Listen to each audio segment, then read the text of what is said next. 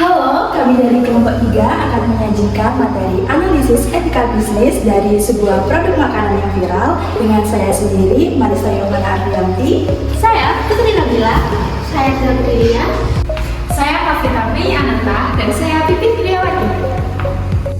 Kita sering kan melihat tayangan iklan coklat yang menggiurkan, tapi bagaimana sih jika janji visual itu berbeda dengan kenyataan saat kita membuka kemasannya?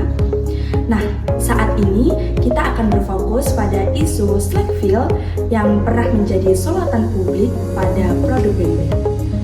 Analisis kami ini berlandaskan pada 3 prinsip utama etika bisnis. Yang pertama ada kejujuran, yang kedua ada keadilan, dan yang ketiga saling menguntungkan. Kami berharap apa yang kami sajikan ini dapat memberikan pandangan yang kritis bagi tanggung jawab perusahaan dalam beriklan.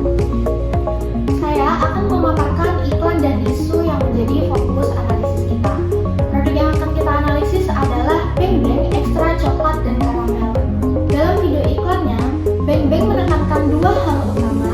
Yang pertama, kandungan ekstra coklat dan karamel dengan visual close-up yang sangat menggoda.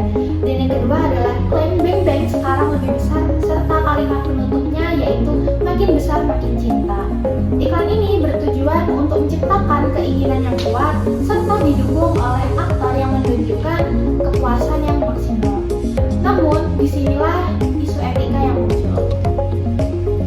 Beberapa waktu lalu, publik menyoroti perbedaan yang mencolok antara ukuran kemasan dan isi produk BeNBeng. Berdasarkan temuan di media sosial dan artikel, panjang kemasan produk ini mencapai sekitar 15,5 cm, namun panjang isinya hanya sekitar 9,5 cm. Kesenjangan yang signifikan ini dikenal sebagai Slackville atau ruang kosong yang berlebihan. Konsumen merasa tertipu karena dimensi kemasannya yang jauh lebih besar, menciptakan ekspektasi volume yang tidak sesuai dengan kenyataan isi di dalamnya. Selanjutnya, mari kita bedah isu ini menggunakan kacamata etika bisnis. Pembahasan selanjutnya adalah mengenai analisis etis terhadap prinsip etika bisnis. Kelompok kami membawakan 3 prinsip yang berkaitan dengan iklan BeNBeng. Yang pertama ada prinsip kejujuran, yang kedua ada prinsip keadilan, dan yang ketiga ada prinsip saling menguntungkan. Untuk prinsip yang pertama ada prinsip kejujuran, yang mana prinsip ini menuntut perusahaan untuk memberikan informasi yang relevan, tidak menipu, dan juga tidak memanipulasi. Dalam iklan BeNBeng ini pada kemasan memang benar sudah dicantumkan mengenai berat bersih. Namun pelanggaran etika ini terjadi pada representasi visual kemasan produk.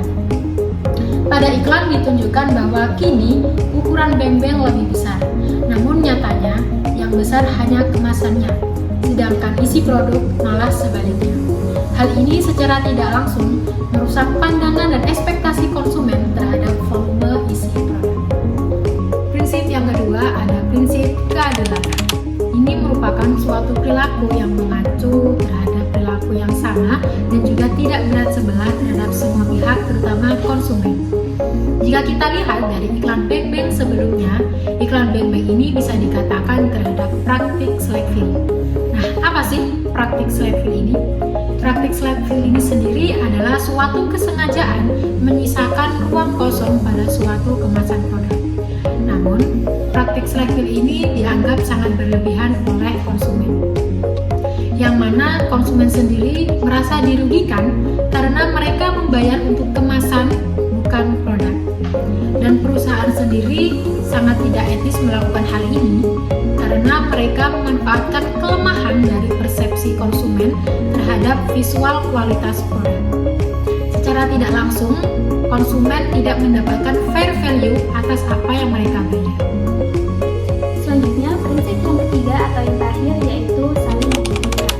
Prinsip ini mengharuskan bahwa transaksi dalam iklan harus memberi manfaat atau saling menguntungkan baik bagi produsen maupun konsumen. Nah, dari sisi perusahaan, praktik Slackville ini jelas menguntungkan. Kemasan besar dapat memberikan daya tarik dan juga meningkatkan penjualan. Namun, dari sisi konsumen, prinsip ini jelas tidak terpenuhi. Konsumen benar mendapatkan produk dengan rasa yang dijanjikan, tetapi ekspektasi mereka terhadap volume dan kuantitas yang diwakili oleh kemasan besar itu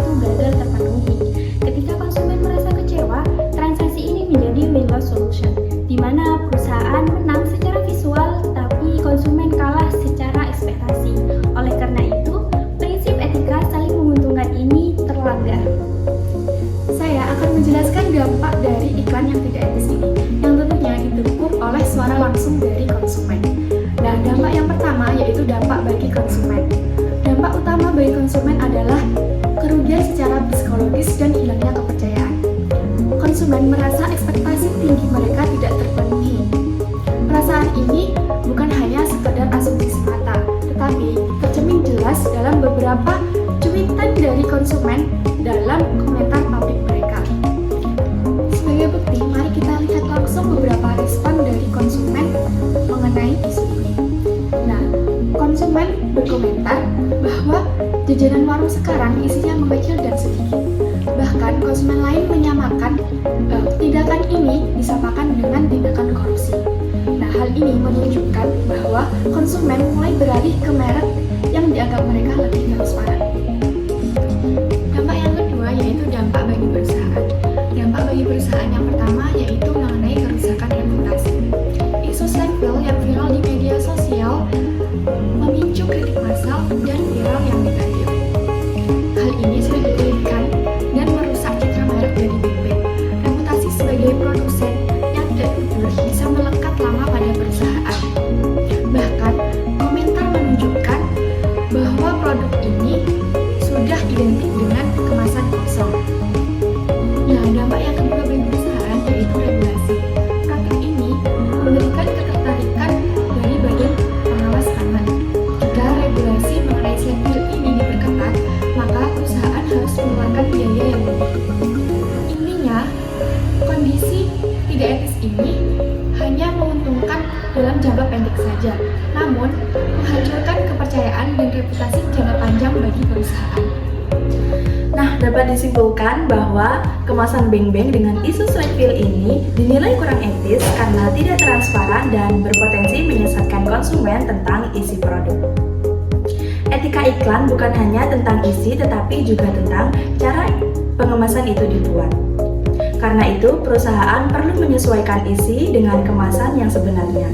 Di sisi lain, konsumen juga harus lebih kritis agar tidak terkecoh dengan kemasan yang lebih besar.